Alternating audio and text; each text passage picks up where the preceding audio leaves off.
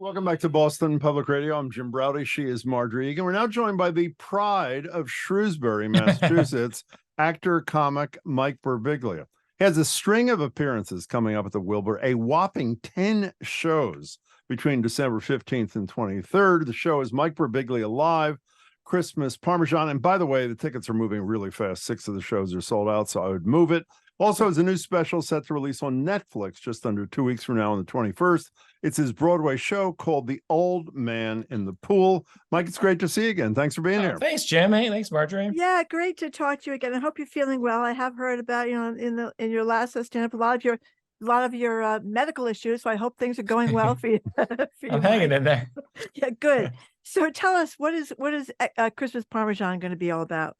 The Christmas Parmesan is it's actually based on a joke from the new special that I have out on Netflix on November 21st, which is called The Old Man in the Pool. And it's about how I there's a whole run of jokes about Christmas and how I wasn't from a very religious, we didn't do a very religious we didn't do a very religious Christmas growing up. If anything, the theme was chicken Parmesan.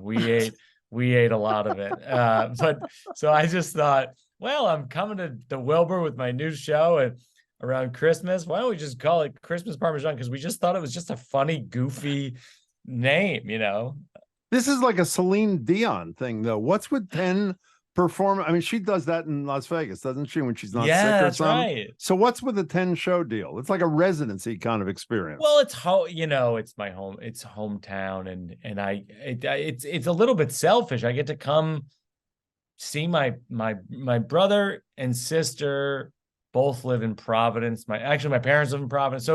So yeah, I have a whole bunch of family there, and then I'll go back to Shrewsbury, see my Shrewsbury friends, and I don't know. I love Massachusetts. I don't know. I love it. And it's sort of the kickoff of the tour, which is essentially the next hour of comedy, which is currently called, although these things change, is currently called Please Stop the Ride, which is in reference to a carnival ride that I went on called the Scrambler when I was a kid, as in 7th grade. I went on, I never said this on stage, but I can say it to you because it's local. It was every year there was a place called Old Shrewsbury Village. Oh yeah. It's like a mall kind of place, like an outdoor mall. And they would have this carnival that would come through town. We'd go on what's called the Scrambler, which is you're in a little pod in there. And in this case, I was seated with this person I had a huge crush on. And then the pod goes in a circle, which is inside another circle. And I'm on the pod basically, and I know I'm going to throw up, which is going to be a disaster. And I'm like, I need to tell the Scrambler operator he needs to stop the ride. But the mathematics of the Scrambler are such that the window of opportunity in which one can communicate with the Scrambler operator is a very limited window. So I'm thinking, I got to tell the guy to stop the ride. I go, please stop the ride. And then I'm back. I'm scrambling. Eventually, I throw up, and sort of my new romance was all but gone. Wait a second. When you throw up on the Scrambler, though, I assume that affects many people. Does it? Oh yeah. I was like an oscillating lawn sprinkler, just popcorn and peanuts and insulation, really insulating the pavement with my homemade carnival salsa. Speaking of Shrewsbury, in honor of your appearance here today, Margie and I went to the most reliable source on the internet, obviously Wikipedia. Absolutely. And we learned, and this is sort of a quiz for a Shrewsbury native. Shrewsbury is the birthplace of 2 really important and famous things. I'm going to tell you one. You have to tell us what the other is. It is the birthplace of white chocolate. Did you know that, by the way? That's shocking to me. I mean, the second thing you're going to say is birth control pill. Yes. Right? How did you know that? Yeah.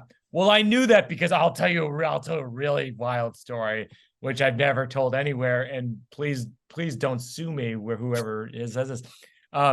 We lived growing up. Well, we lived down the street from where they developed the birth control pill. Wow. And so we used to practice on the soccer fields that were next to there and all this stuff.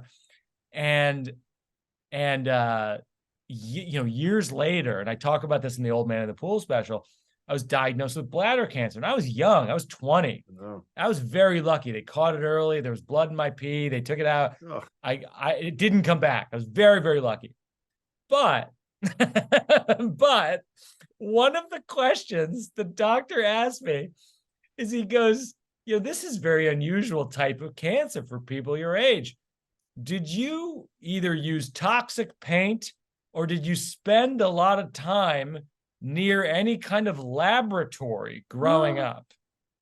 Oh, So my I was like, God. yeah, this place they developed the brick, I would live right near there.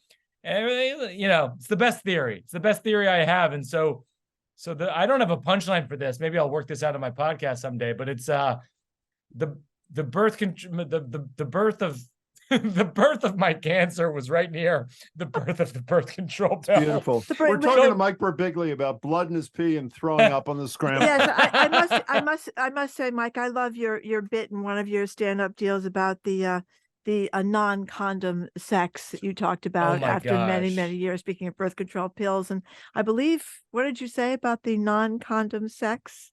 Oh my God. This is from my last Netflix special, which is called The New One. Yeah. And it was about, oh my gosh. For the life of me, I can't remember. It's like, what's that? He's consulting. Yeah, that's what it is. That's what it is. It's like, if for years, if you have sex with a condom and then all of a sudden you don't have sex with a condom, which is what my wife and I did to attempt to have a child, it's like driving a car and then the car just flies. That's right. Yeah. Like an airplane. You can Like an take airplane, right yeah, off with the just wings takes off. spread. Yeah, that was very good. So we're talking to Mike Birbiglia, who's going to be at the Wilbur for 10 shows. And I said 6 of them are sold out. So get on it if you want to see him. I feel we're pretty honest on this show. And absolutely, while we are huge fans of yours, and I know I speak for Margery, we have to be honest enough to say you were our second choice today. And the reason you are our second choice is we've been trying to get Travis Kelce for months, and it didn't work out. And so you're the closest to Taylor Swift we could get. That's a hard get. That's a hard get. Could you tell us about your AntiHero experience with Swift? How'd this thing happen? This came just about because for years, many years, 20 years, I've been close friends with one of Taylor's collaborators, Jack Antonoff, who's an amazing musician, has a band called Bleachers. It's amazing. And I was at his wedding this summer. He and Margaret Qualley got married. It was beautiful, heart-wrenching ceremony. And it was one of these fluky things where he's been working with her for years. He and I have been friends for years. And it just so happened that around the time she was writing that song, AntiHero, and conceiving the video, I met her socially at a thing. And then in her mind, she told this on Jimmy Fallon, but that she was like, oh, this is my dystopic future son, and so my dream come true was Taylor's nightmare. Whoa. Well, we get a little sound from this, actually. Oh, we do? Great. Yeah, this is Mike Birbiglia's starring role in the Taylor Swift video for the song AntiHero. You just mentioned this is alongside comic John Early, who's also a guest. Yeah, we've had him on the show here, too. Oh, he's great. Here it is. The family gathers around, reads it, and then someone screams out, she's laughing up at us from hell. Yeah. laughing up at us from hell, which, by the way, my daughter, who's 8. Oh, wait, there's more. Go ahead. Oh. Wait, hold. left the beach. What about the rest of the assets? I flew all the way here from Ibiza. Now. Yeah. So laughing up at us from hell. Of course, my daughter loves Taylor and loves the music, and we took her to the concert. We took her to the concert film after, done the whole thing. Whenever the song comes on, because Jenny and I will drive the car and play Taylor music, and if the song comes on, Una will look at me, my daughter, and she'll go, laughing up at us from hell, and it's the only time she says hell. She doesn't say words like that. Yeah. She's like, it's you, Dad, it's you. That's pretty great. So do you have any great Taylor stories for us? I mean, it seems like Travis Kelce, suddenly every time you turn on the television, there's another commercial with Travis Kelce. He's like the NFL's ratings have gone through the roof. I mean, what's the magic? What's the magic, Mike? I don't know. I mean, I think if you make that many great albums for that many years in a row, there's something that can happen where it's larger than the sum of its parts. I mean, it's an absolute phenomenon that I've certainly never witnessed anything like this in my life. So wait, before we continue, sit on the wall behind you are about 3 million Post-its. Right. That's true story. What is that? What are they? What is that? What is that? So I have a podcast called Working It Out, and we work out new comedy bits, and it's, you know, we've had Bill Hader and John Mulaney and Ira Glass and all kinds of interesting folks over our 115 episodes. And it's a pandemic baby. It was basically, I couldn't perform in front of audiences for a whole period of time. And so I worked out material with other comedians. And so I've created this studio, you know, where I live in Brooklyn, where guests will come in and, you know, we put the whole episode on YouTube, and those are all just jokes, you know. So like, could you pull one over? And yeah, I'm just looking. Okay. You know, there's one that says, everything's gonna be okay, right? So like, so like, this is a joke I've been working on for my new hour about how, I think in every marriage you have the person who's like the sky is falling, and then you have to have the person who's like everything's gonna be okay. Somehow in my marriage, I've been designated as the person who has to say everything's gonna be okay. And I don't think it's going to be okay. And I don't know who to tell, which is why I brought you here tonight. But I'm okay. So I want to know, I requested to ask you, and why you call your wife Jenny, who is a poet, why do you call her Chloe, I think, in so many good Chloe, yeah. What's that about? So a lot of times in the show, I'll say to my wife, I'll say Chloe, her name is Jen. And it's honestly, it's a little bit of just a wink to the audience that, you know, I think in marriage or any relationship where you spend an inordinate amount of time with someone, you end up with nicknames and you don't know how they ended up that way. And for some reason, you just call the person something else. Okay, so here's what else I want to know. Does your daughter now, what's she, like 7 or 8 by now? She's 8, yeah. She's 8, okay. Does she know about your previous stand-ups when you were really thinking that there was nothing worse in the world than having a little baby, and you thought this is going to take all the joy out of your life, and it was horrible and all? She know about that? Yeah. She, so my last special on Netflix is just called, the new one is about all the reasons why I never wanted to have a child, and then how I had a child, and how I was right, and then ultimately how I was wrong. And that's sort of where it becomes emotional at the end. But yes, she cannot. I mean, Jen and I've told her, I wrote this special about this. I never wanted to have a child, and now I have you, and I love you, and it's great, and I'm so glad. And she can't comprehend it. We smother her with so much love. It does not, she doesn't clock it as a real thing. Okay. You know, that's actually not true, Mike. I hate to contradict you. She called us yesterday, and you know what she said? She said, "What the hell?" That was the second time she ever said the words. She does use that word now. She does indeed. So I think we discussed this with you when you were with us last. Your first, correct me if I'm wrong, your first comic thing was Stephen Wright, another local kid, a Cambridge kid. Is that right? Yeah, in Massachusetts at the Cape Cod Melody Tent. That was my first live comedy experience. My brother Joe took me when I was, I think, 16. And it was one of those weird epiphany moments where I'm watching him and I'm going, yeah, that's it. That's what I want to do. That's the kind of stuff I think about. And, you know, it was very lucky. So those of us, I didn't grow up here. I grew up in Philly, and I lived in New York, Brooklyn in part. And then I moved here. I buy into the notion that the finest pod of comics in America came from here. Is that like a New England bias, or is a Shrewsbury kid? Is that true? There's a lot of anecdotal evidence for that theory. Certainly Dennis Leary, Jay Leno, you know, John Krasinski, Mindy Kaling. I mean, like, you could go, Stephen Wright. You could Conan O'Brien. You could talk for a week about. You could list off names of comedians from Massachusetts. I think temperature's involved. I think the challenging seasons are involved. I think shoveling snow makes good comedians. And because look, I mean, the other part of the country you see a lot of great comedians from is Minnesota.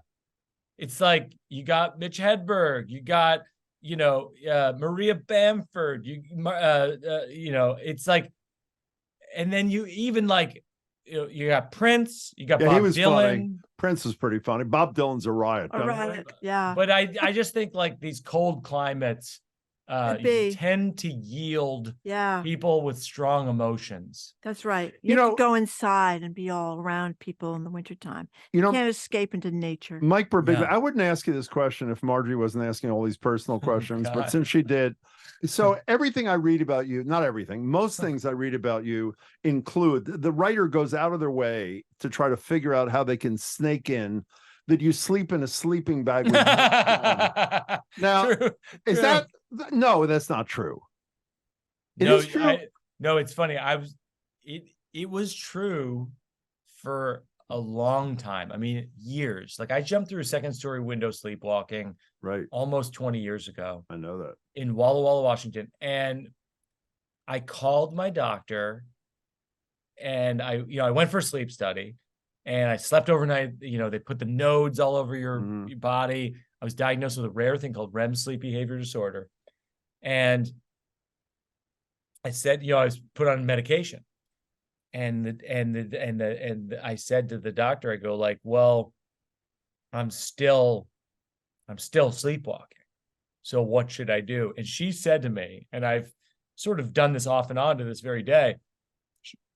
She said, well, you could sort of sleep in a sleeping bag and then you could wear mittens so you can't open the sleeping bag. And I thought that, first of all, that's hilarious.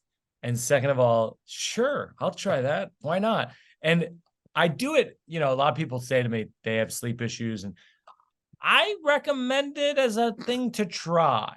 I don't wear like a full sleeping bag, but like if you go to like REI or something like that, and Eastern Mountain Sports, get sort of like a thin one, almost like a liner, and just kind of zip it up to the top.